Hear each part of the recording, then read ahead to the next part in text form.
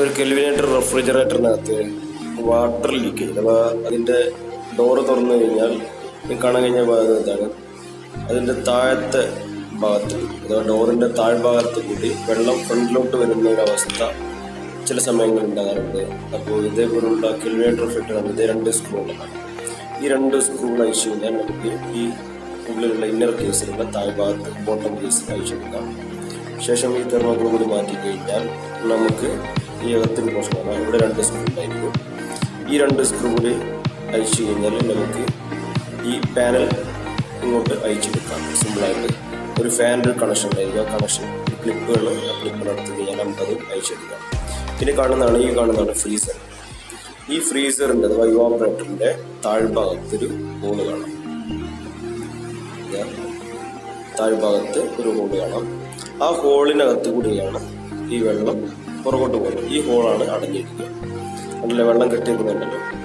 ഈ വെള്ളം താഴ്ഭാഗത്തോട്ട് പോകേണ്ടതാണ്. പകരം അതിൻ്റെ ഫ്രണ്ടിലുള്ള ആ ഹോളിലൂടെ ഇറങ്ങിയിട്ട് നമ്മൾ താഴത്തുള്ള റെഫ്രിജറേറ്റർ സ്പേസിലേക്ക് വന്ന് അതാണ് ഫ്രണ്ടിൽ കൂടെ ഒഴിച്ചത്. അതിന് റെഫ്രിജറേറ്റർ തുരുമ്പിടിക്കാൻ സാധ്യത കൂടുതലാണ്.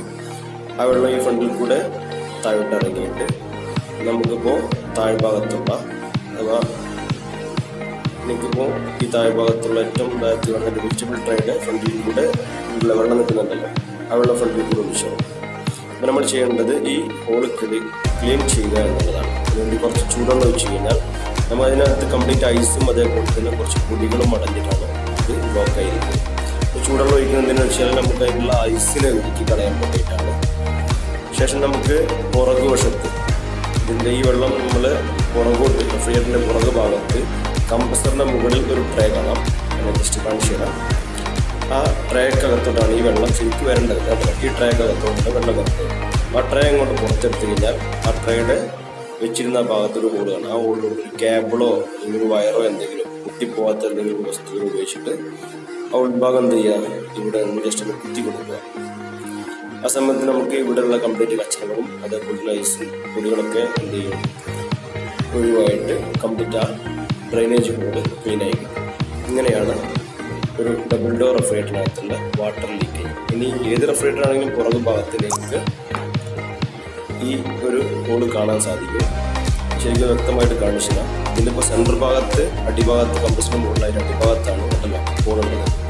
ആ ഹോളിനകത്ത് കൂടിയാണ് നമ്മൾ ഈ കേബിള് കയറ്റിയിട്ട് ക്ലീൻ ചെയ്യുന്നത്. അതല്ല എന്നുണ്ടെങ്കിൽ അതിൻ്റെ സൈഡ് ഭാഗത്തോ ബാക്ക് സൈഡിൽ എന്തായാലും ഒരു ഹോൾ ഉണ്ടായിരിക്കും. ആ ഹോളിൽ കൂടെയാണ് വെള്ളം പുറത്തു പോകുന്നത്. ആ ഹോളൊന്ന് ക്ലീൻ ചെയ്ത് കഴിഞ്ഞാൽ നമുക്ക് എന്ത് ചെയ്യാം, വെള്ളം കംപ്ലീറ്റ് അതാവും ഫ്രണ്ടിൽ കൂടെ വെള്ളം വരുന്ന ഒരു ഫോട്ടോ. ഡബിൾ ഡോർ ആയാലും ശരി, സിംഗിൾ ഡോർ ആയാലും ശരി. അപ്പോൾ ഇത്രയാണ് ഇതിൽ നമ്മൾ ഉദ്ദേശിക്കുന്നത്.